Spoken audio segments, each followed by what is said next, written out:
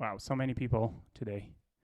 Awesome. All right. Well, hi, everyone. As you're joining, I know we have a very mixed group of people today.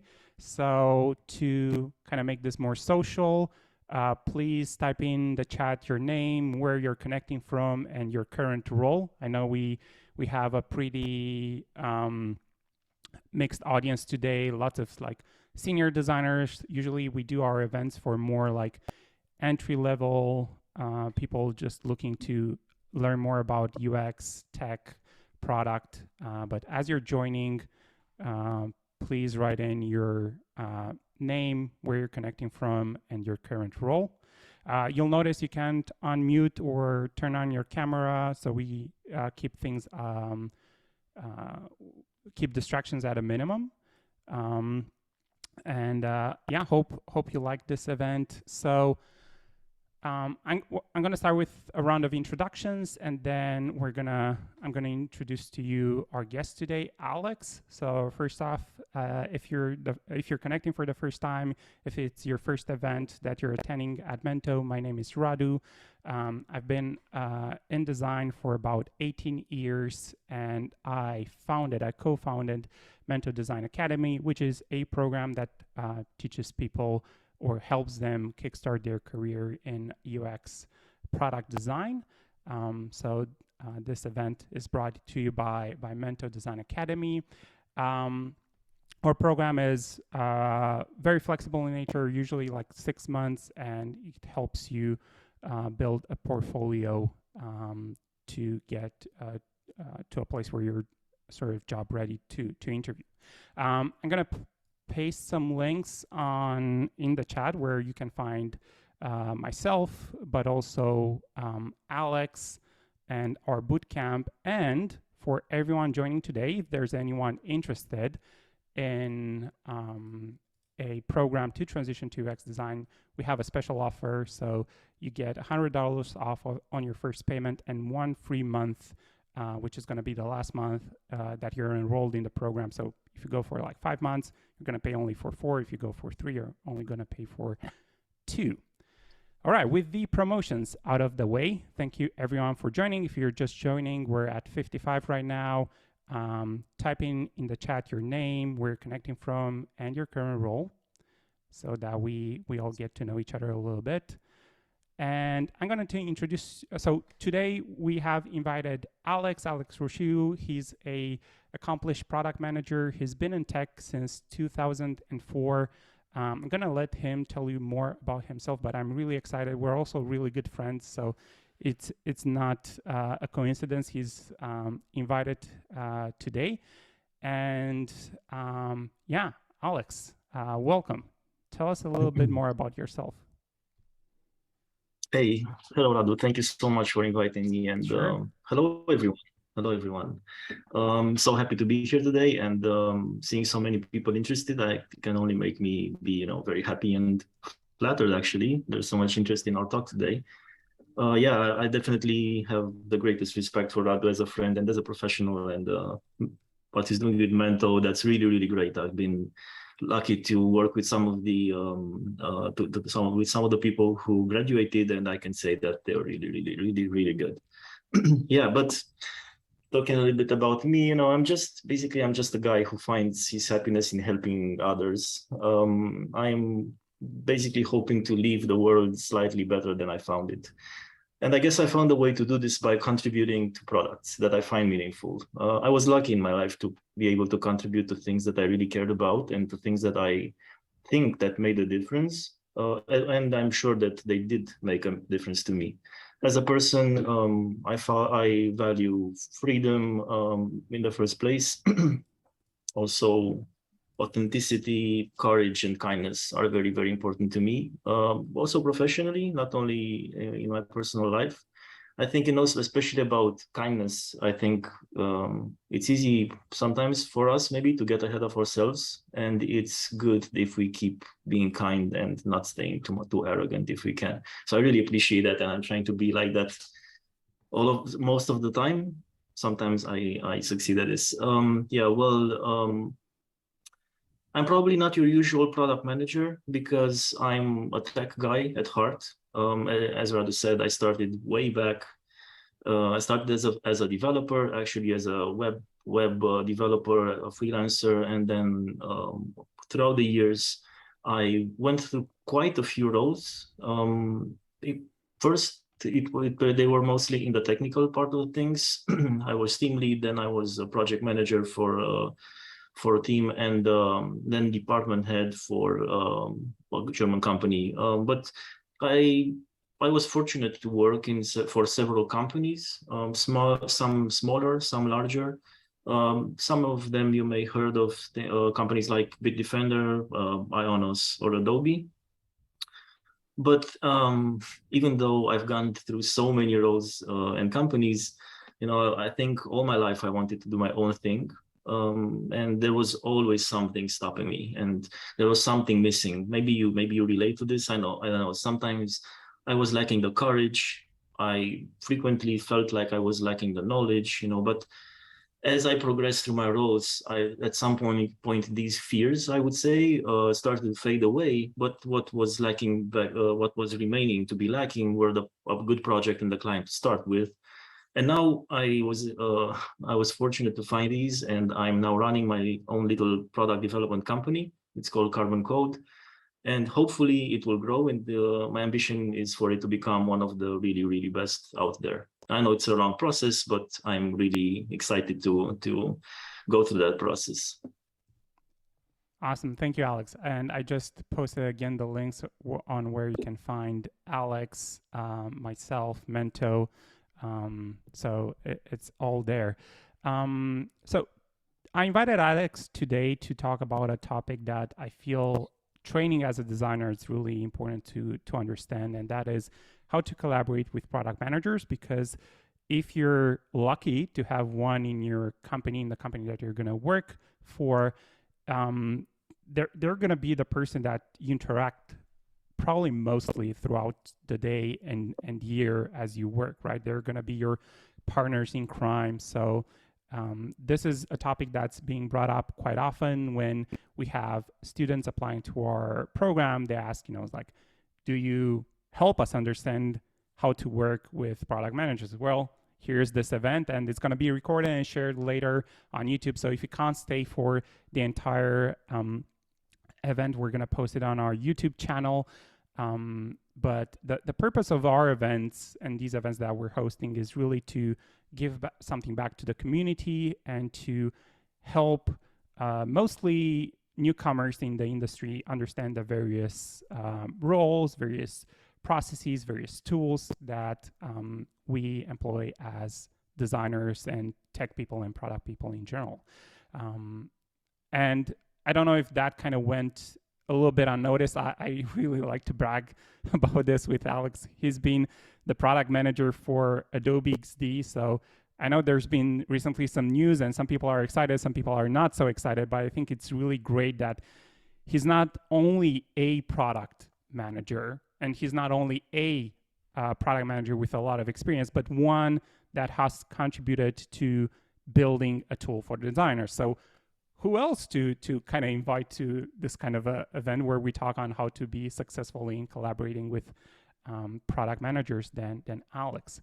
All right, so we have I have ready a couple of questions, but if you have questions throughout our little webinar, please type it in the chat, and we're gonna take about 20 minutes to go through the questions that I have prepared, and then we're gonna take questions from the audience. So I'm sorry for the ones that already know this. I know we have a mixed audience today, a lot of senior people, but also kind of newcomers. Alex, let's start with the basics.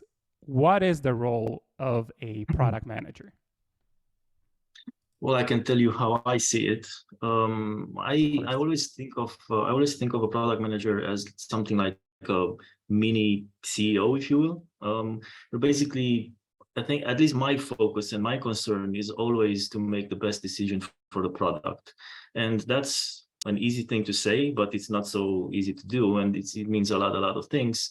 But basically, what you're trying to do is take the company strategy, find how it can be, how it can leverage the opportunities that are out there in the market, and then definitely not least, also think about what's the technology available in the company and how we can use it. What are the limitations? Which are the limitations that we as a product manager can push? Because many times you find yourself that the team can come to you and tell you things like, hey, this is just not possible. But when they say that, they think that maybe they think that it costs a lot or it takes a lot of time. So I think it's many times our role to challenge these things and to understand really how these barriers can be overcome. You constantly look for maximizing the value that you bring to your users, and for that you definitely need to understand your customers. Ideally, you would be able to truly empathize with them. I think what makes a great product manager is this empathy, and if you can really not only logically understand your users, but also like put yourself in their shoes. That helps a lot, and it takes a lot of work. I don't think it's a talent. I don't think it's a native thing. Of course, natively you might be more inclined, but as many other things in life, you can learn. But you really, I think you really need to care about them, because if you care, then you will do what you need to do to empathize and to understand them. Also, ideally, I try to base all my decisions or most of my decisions on data as much as possible. So I believe that in this role of a product manager, you need to do everything that you can to have this data available. Sometimes, or maybe oftentimes, product teams tend to deprioritize any analytics, for example, in the code. It's sometimes something that can be done later. Maybe you've heard this yourselves many times. But thing is, you always find something that you're missing in the data, and that later point, it's always going to be too late. So whenever you have the time as a PM, I would really advise to push for getting analytics. Also, I think a very important quality, or a very important skill actually, that a product manager needs to exercise, and something that we do pretty much most of the time, most of the time, is being able to explain to the company leadership, the value and the impact of the thing that you're proposing.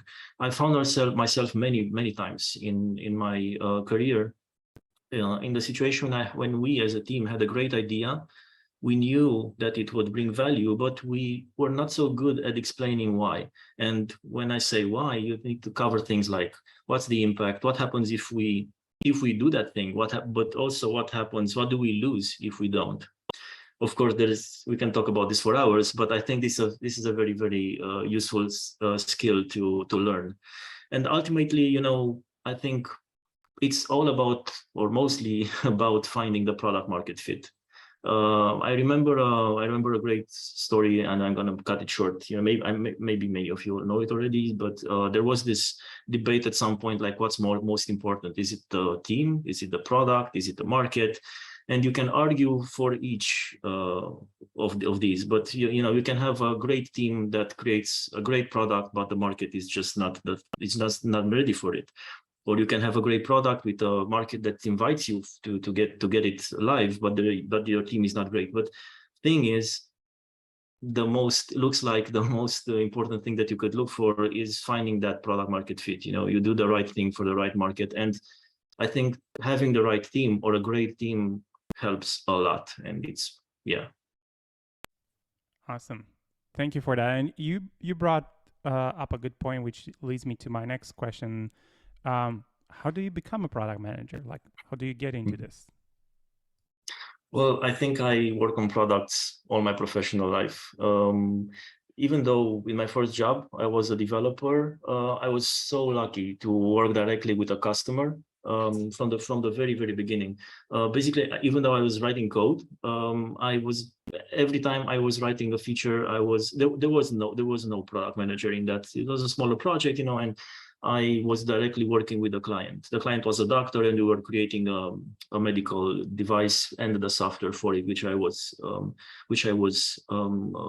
responsible for. And I think every week or 2 times per each week, I was visiting the doctor's practice, and we were testing what we've done. And then during the time until I visited again, he was telling me how he tested it with his patients, with I wouldn't even say customers, they were patients, and I gotta say, I think this actually has stuck with me for the rest of my product management career or professional career. It was this thing that, there was this small child who was using our medical device, and he had some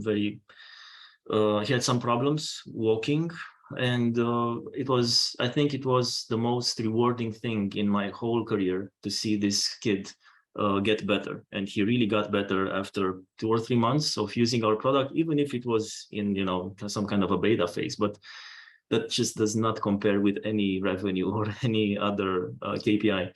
Anyway, then I was lucky again at my second job as a developer for Big Defender, where I immediately, when I got my first task, I saw something that could have been done differently. There was this thing that we could help the users understand better the status of a certain feature. I was so happy that I proposed it and it got accepted, and I got to implement it. But I think this was very, very lucky for me, because I was able to do this from the very beginning. But I think it's actually in my nature to look for what can be improved in the things I care about. And I think that's, I don't know if there's a recipe how to become a product manager, but I think if you have this kind of a critical mind and you constantly keep thinking about how you can improve things, then you will find those that suit you and those that you feel like contributing to. And, in my last job, quite a few years later, I got the opportunity, as Radu said, to work on Adobe XD. I was one of the product managers, so there were quite a few. And this brought things to a whole new level. I mean, we're talking about millions of customers, a really tough competition, as you know, really high stakes, and I learned a lot. And yeah, it was a really, really great experience. But I think if there's something I can, answer to the question you asked, Radu, I think learning on the job for me was very, very, very, very rewarding and very useful. And usually I took jobs which were a little bit over my head. Got it. That's always a good way to improve yourself, taking on tasks that are a bit above your experience level. I forgot to mention this. If I remember correctly, we were also colleagues at Adobe. We were doing different things back then, but we were colleagues at Adobe. That's how we got to know each other. By the way, I just realized I didn't tell everyone there's things happening in the chat. So first off, you have links to Alex's LinkedIn and his current product studio. You have links towards our website if you want to learn more about us, to our Instagram. You have links to my LinkedIn if you're curious. And also we're collecting questions for the Q&A later on. Nodir, hopefully I pronounced your name right, just submitted one question. So if you have questions for Alex, I have a couple of you myself, and then we're going to move to Q&A from the audience. So we covered what's the role of a product manager and how do you become one for people that just joined. There's also the role of a product designer. What is, if any, the overlap between the two? Well, I think there can be a lot of overlap depending on the situation and on the people. I think that if there is a line, it's a very blurry one, and I believe that it is good that it's so. For me, whenever I work along with somebody, I'm looking for partners, and designers were, in my experience so far, the people that it was the easiest for me to relate with and to partner up with. And I think this can be, for a PM, I think the designer is probably the most important partner, or one of the, I don't know, top two anyway. So I think in my experience, all the decisions that I've taken and where I got not only input but active contribution from the designers were the best product decisions I took or we took. So I think having this symbiosis with the designer that can really boost what you're doing, because nobody has all the answers, and of course you can only do alone so much, or you can go so far, but the designer is really helpful. So yeah, I would say there's a huge degree with overlap. In my experience, the designers that I was working with were constantly coming up with product ideas or feature ideas. They were taking the initiative pretty much whenever there was any opportunity, and I not only let it be so, but I nurtured this, because as I said, I think it's for me it was very helpful. Of course, I think it goes the other way. There are also times when you as a product manager may have design ideas. I would, say be reserved, because it's not, I know how hard design is and what a complex science it is. So, we might be tempted to come up with something like, hey, why don't we put a button in that?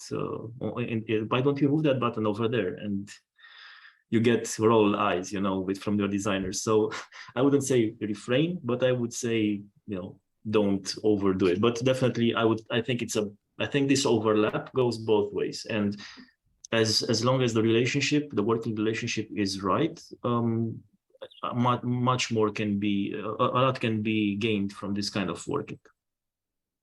Awesome. Yeah, I completely agree with what you just said. So what does a day in the life of product manager looks like? Like, what are some of your activities, tools that you're using? What do you do all day? Well, first I get up, I read the news about Ukraine. Yeah, well, I hope for the best every time. But now, coming back to more serious things. I constantly check Slack. I'm looking to see if there's anything that I need to explain, or to any details that were missing in my requirements, or in anything that I described. It's you cannot cover everything, even if you do the groomings and all of that. There are still, when the developers start working, it's impossible. I mean, it's likely that they will uncover edge cases that you could have never thought about. So that's one thing. I try to clarify them as fast as I can, because I think my worst nightmare as a product manager is to be the bottleneck of the team. So really, I'm trying to be as swift as I can. Of course, I work on my own items. I'm writing stories. I'm writing user stories. I have stuff, depending on which on where each story is in the process. Some of them might be in discovery. So then I work a lot with the designer and discover what we need to do. Maybe we might be in a user interviews in some period of time, and so on. As soon as something becomes clear, then I have grooming sessions with the teams, with the development team, and that can be, of course, not every day, but once every week or every 2 weeks could be a good cadence. Every now and then I take a look at a competition. It may be useful to follow their Twitter account, install their software, install their updates, use the product for a little thing, for a little while, see how it stacks against yours, and trying to be objective. Also, I take a look at places like Product Hunt every now and then. I wouldn't say I do it every day, but every now and then I think it's a good thing to do. Yeah, and the thing that you need to do every day is use your product. I think it's crucial, for knowing, seeing how it works, see how it feels, talk to people, put it in the hands of people, even if it's not formal user testing. You just show it to everybody who you can. I think that's something that I try to do as much as I can. Yeah, that's a very good point. Using your product, like I've seen it so many times, people working on a product but never using it. It's like and then they ask themselves like, do we have that in our app? I don't know, because you don't use it, so it's hard to know what your product is doing. So, kind of getting into the meat of the topic that we gathered today for, how do you collaborate with other roles, specifically designers? One thing that I found really important, or for me, it was to be able to adapt to the seniority of your partner, and in specifically to the seniority of your designer partner in this case. I think it's, you collaborate in different ways and you set the expectations differently from each other. I mean, not only from the designer, but each from the other. And I think it's really, really important to agree on a working mode that suits both of you. Not imposing one would be something that I would definitely recommend. Some designers I found to be more keen on exploring the product side, but I also found that this is a very fine line to walk. Some designers love doing some PM work, others don't. So it's very important to understand what they expect of you. Otherwise you might get them frustrated if you assume too much. Like, hey, of course this person is a designer. He or she should be by nature interested in A and B and C. That's a wrong assumption. Every person has their own interests and see their job differently. So I think it's very important to set these things clear. I learned this the pretty hard way, to be honest. Also, I would say that I think I hinted to that earlier, but I would really avoid saying words like button, checkbox, wizard, and so on. These are forbidden words in my vocabulary. And basically, focus on what you're trying to solve. Let the designer figure it out. They will involve you when they feel ready. You don't need to tell them if it's a button or if it's a link. And it's almost guaranteed they're going to do a better job than you would have ever done. And of course, then the designer is going to come up with a design, and at some point you need to review it together. And of course, you will bring your feedback, the actually expected and needed. I think basically, in my relationship with designers, I found it very important from me to guide them. Also, this is that double diamond process when you and there are when at points you start exploring and diverging. There need to be limits to that, and this is where your role comes into play. And at some point the exploration becomes too broad, and I think it's good to review and to be in close contact with the designer as they are doing this. And I think another thing I thought about is thinking of the more junior designers. I think I found one particular thing to be very helpful. If I would do it for them, it would be to help them prepare when they need to present, especially to executives or people in top management, because you as a designer, as a junior designer, it's pretty likely that you are not used to this and you don't know what they expect. And I think the thing that I constantly discovered is that everything that you design and everything you present out of your design needs to be backed up by logic, because it's also it's a good defense mechanism, if you will, because in that discussions they might come up with some creative ideas, which if you need to fight back, you cannot. It's a disproportionate discussion, regardless of the company culture. It's still disproportionate. So then it's really important. I mean, it's helpful for you if you are able to back up everything that you have there by logic and by reasons. You need to have reasons for what you have in your Figma file, and that's something that I kept telling the more junior designers, as I also discovered it myself. Awesome, thank you for that. Yeah. So you mentioned a couple of things that might break the relationship with a designer, that is, being very micromanagey, and telling them to move the button or change the color or do a flow in a certain way. What are some other things that can make or break this relationship. And you can think both from your side, but also like from their side. What are things that if they do can make or break this relationship? Mm-hmm. Well, I think it's a lot about trust. For me, trust is a key ingredient to any relationship, and of course also working relationship. I think when I'm thinking if I'm trusting somebody, I usually do by default. But if I'm trying to decompose what I'm trusting is a combination of skill and will. And I think people also see me the other way around. So I need to manifest the things that I'm looking in others. So I think trust is cultivating this trust is the trust is a very important thing to do in this relationship. What would break the trust? Well, I would think of some things that are not necessarily totally specific to these roles, but it's things like doing something saying you'll do something which you don't do, not following up when you are supposed to. Being in a presentation, like I mentioned before earlier, and starting to argue against each other,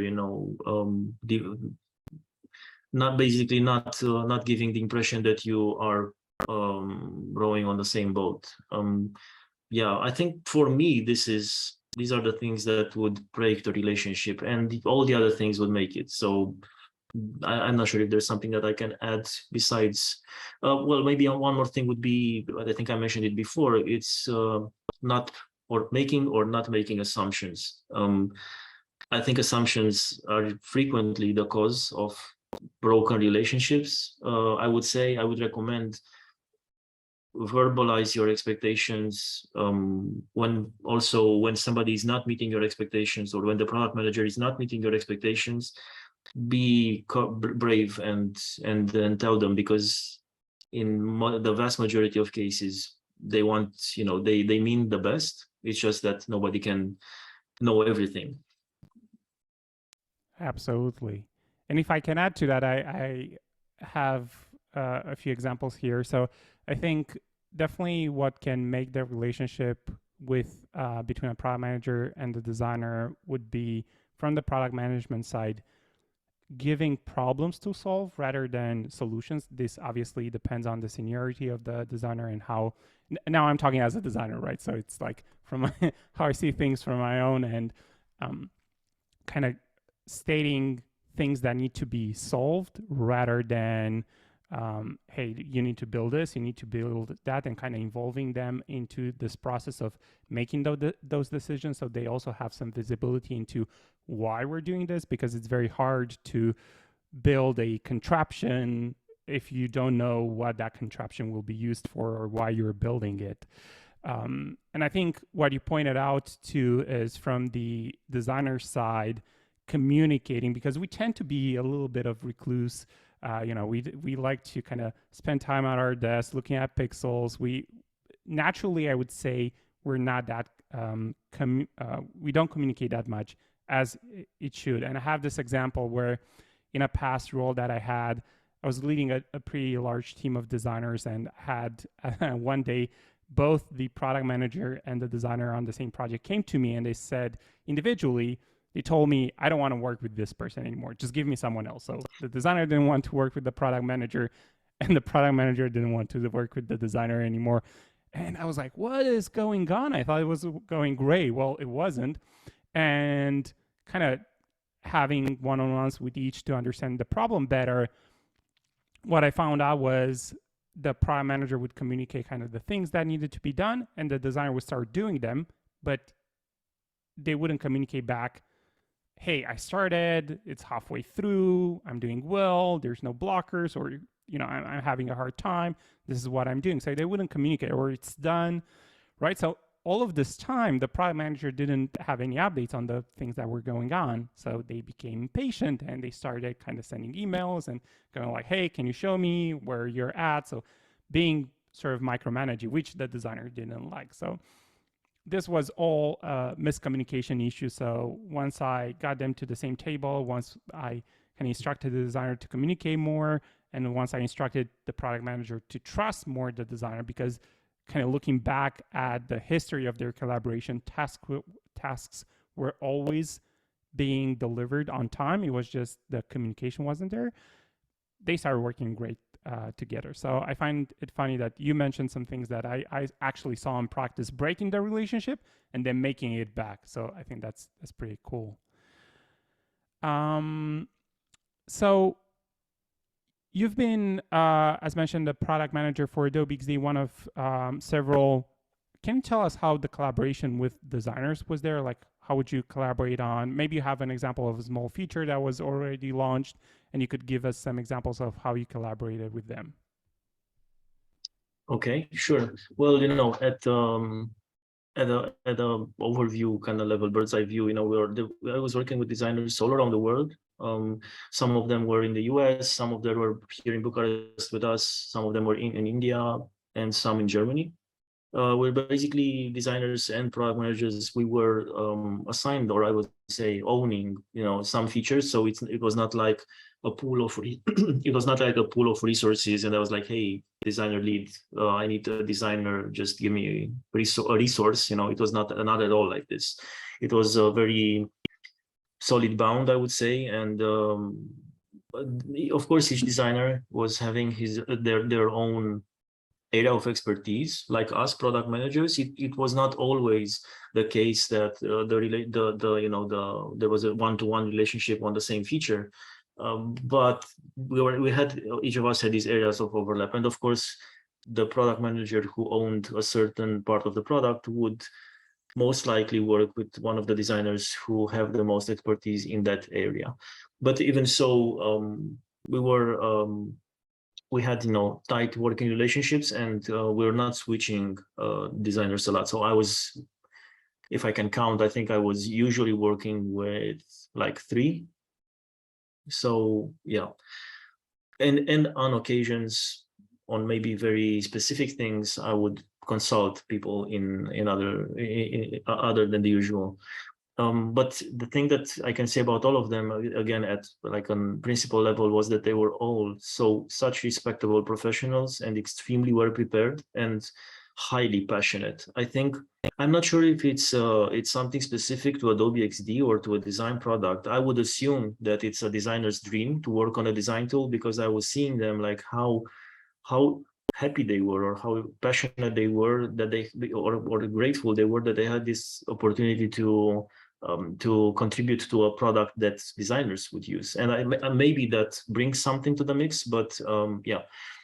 Also, I'm trying to think of a feature. Well, I worked on several. Some did get released, some haven't. I would think of one, for example, maybe if you have used XD, you may be familiar with edit in Photoshop, for example. That's something that my team has done.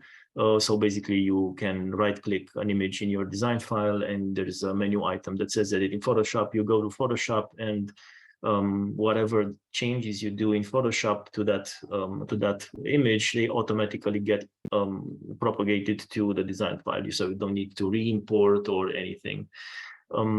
So for that, of course, first of all, we did some discovery, me and my designer, and yeah, I mean, we talked to users together. We then, as soon as we formed an idea, we talked to the engineering team. We tried to involve. I think that was a principle that we tried to follow as much as we could, or in many of the features, if not all.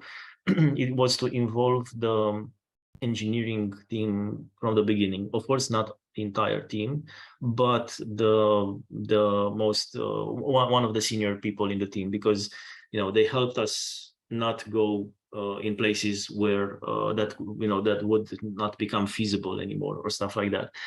So I think this is kind of the process, and then the designer would take their time to define the workflows and to design everything. And then we did have all the stages that you go through: wireframing, prototyping, testing, hallway testing sometimes. And as soon as it was my input was valuable, we met and I provided my input, and then we started testing and so on.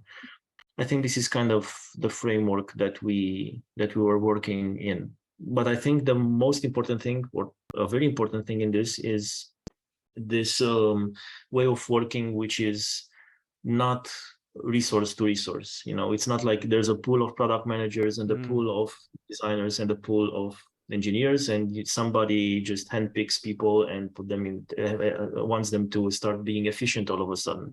I think that's what made us good. The fact that we had very tight teams, and I would really recommend that. Awesome. Thank you for sharing that with us. All right, well, those were all of my questions. So now I think we can go to the questions that we got in the chat. So let's see, I'll start with the first one from Nodir. Hopefully I pronounced your name right. So he's asking, or she's asking, sorry, what do you think about the product trio approach? Who is responsible for what in the product trio?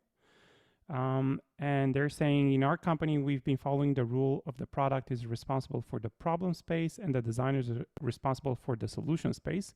But these days we are trying to implement the product trio approach, and it's not clear who has the responsibilities because the product leads always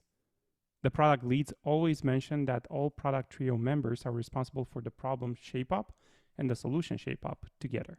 So product trio, and I assume, because it's not mentioned here, but I assume it would be product management, design, and engineering in the product trio. But yeah, who's responsible for the problem space? Who's responsible for the solution space? Good question. I don't want to give you the "it depends" answer. We love "it depends." We always use that with our students. We go like, any question starts with "it depends" and then an answer. Yeah, well, I'm trying to give you my take on it. So my take is that for the problem, definitely you have the product manager responsible, but I would say he or she should be responsible along, or maybe responsible, I would say the product manager. If there's somebody, I don't know if I should say fire, that would be the product manager. But I think that, as I think I hinted before, there should be a shared, I wouldn't say responsibility, but effort. It should be a tight work to get tightly, the product manager should be tightly working with the designer. But the ultimate responsibility, I would say it should be of the product manager.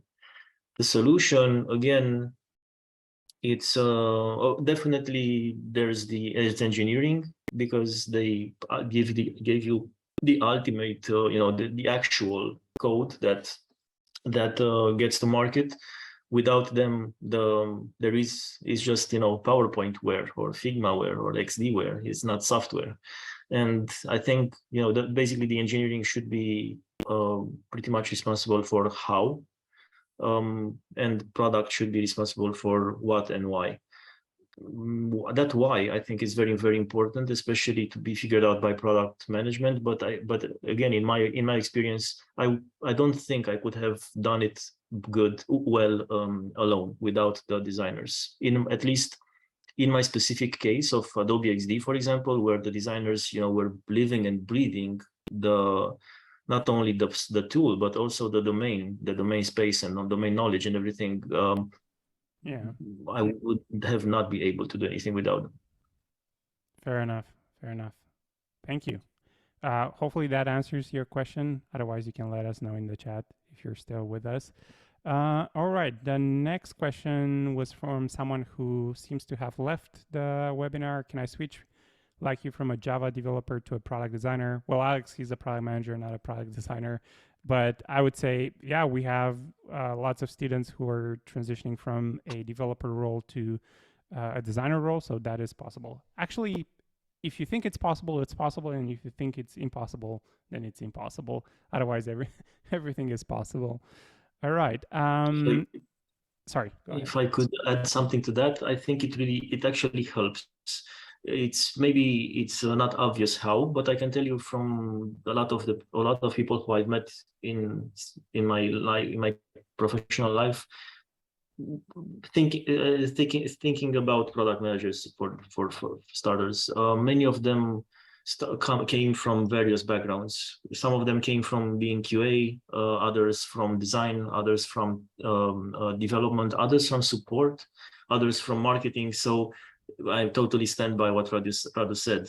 If you think it's possible, it is. And actually, what we have done before is going to help you at some point. It's not easy to say when, but it will. And it's related to the fact that you will interact with the people who are now in the role where you used to be. And when you do that, it's going to be much easier to establish a good working relationship. It's going to be much easier to empathize with them, and yeah. So yes. And I think what a little bit more to be said about this, it's also could be very useful to build an interest in the role you're collaborating with and kind of understanding at least the basics. So, for example, I also used to code for a long time, and that was very useful to me in various jobs because I could talk differently to developers because I understood some of the basics of how the product was being built, and I could find solutions with them more efficiently. So I would know what's a function, what's a view, what's server side, what's front end side. So I would know like how these things worked on a basic level, and I could understand the limitations, the constraints, and I could also collaborate with the developers to find a solution to the challenges that we had. And I would say, as a developer, even if you're not interested in becoming a designer, but you get an interest in like, okay, what's the process of a designer? How do they work? Why does it take so long to do this or that? Why don't we always have designs when we need them? Or why is it taking so long to validate something? Or how come you don't know everything that needs to be done, right? Because I think that's another myth, that when designers design, they know what to design. So it's unclear why it takes so long, because we also have to test and validate, and it's not so straightforward. All right, let's see. We don't have a lot of time, so kind of taking maybe one or two more questions. So I think we answered this question from Jana. How do you work with UX designers practically? How often do you have meetings during the week? What do you discuss? Who else is involved in meetings? I think we kind of answered this one, Alex, right? Yeah, I mean, there's no number that I could give you. I think my answer would be just meet as frequently as you need to, depending on where you are. At some points in time, you as a product manager would prefer, and actually both of you would prefer, to have some time to work, without being interrupted, without having to explain anything, and just do your thing. But at other times, maybe you'll be meeting every day. So, right.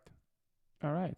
I think you also kind of answered this next one from Christian. As a product owner, when you're looking for a UI designer to team up with, what do you look for in that person? We spoke about trust, we spoke about collaboration, communication, and how does an interview look like?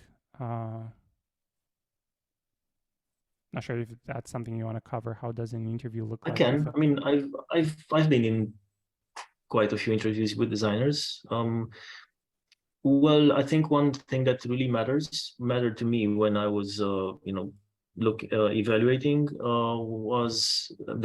the skill, was seeing a portfolio, and a very relevant portfolio. For example, if the product that we are hiring with is an administrative panel, something that's highly rich in information, and the person who applies provides me a link to a portfolio of mobile websites, of mobile apps and websites, all of those in those isometric nice views, I can get a hint of what the person is skilled for, but there is nothing relevant for the product I'm looking for. And in such a situation, I would look I would be happy to see in the portfolio any examples of apps that resemble the thing that I'm trying to build. So in the example that I gave earlier, besides the UX, of course, and besides the UI and all of that, the information architecture, for example, it's really important. And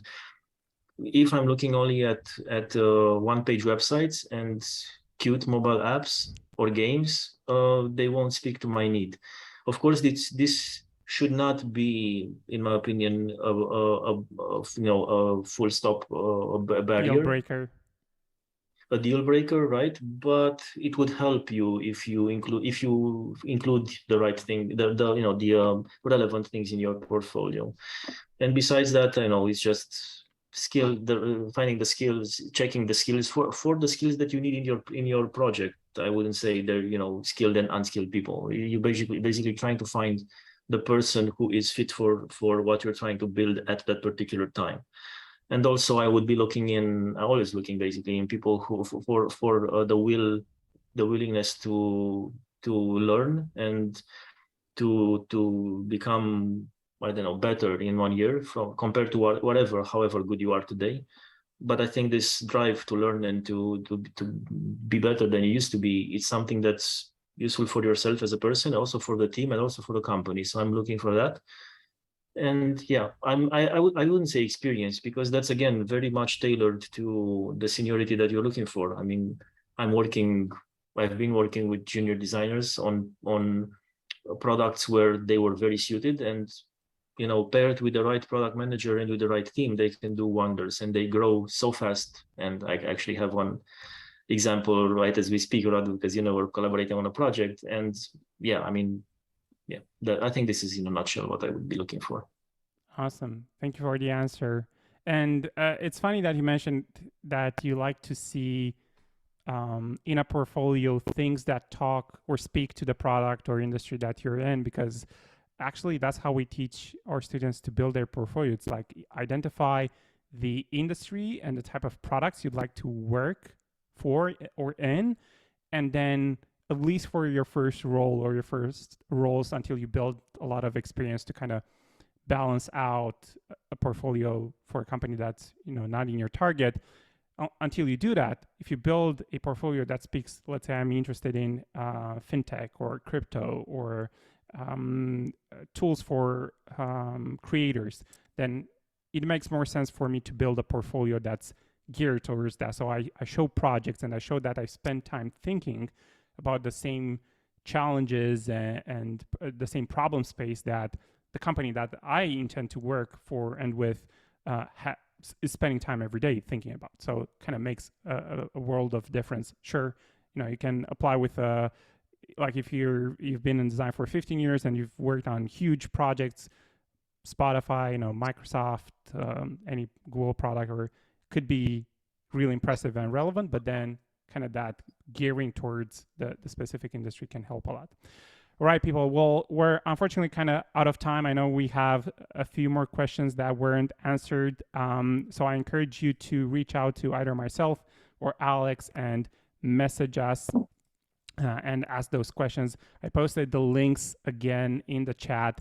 And then so that this sort of meeting doesn't stop here, I also encourage you to share your LinkedIn profile links. We're gonna turn off the cameras and the audio, and we're just gonna leave the room for you to share your links in the chat and add each other and kind of build this network.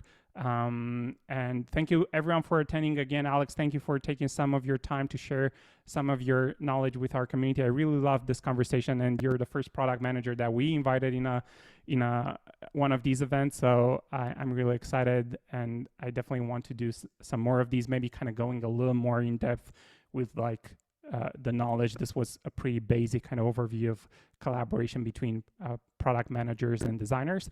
Thank you everyone for joining us. Don't forget to share your LinkedIn link so people add you. We're going to turn off the video, the camera, the audio. Everyone have a great either evening or day based on where you are at in the world. And follow us on Meetup.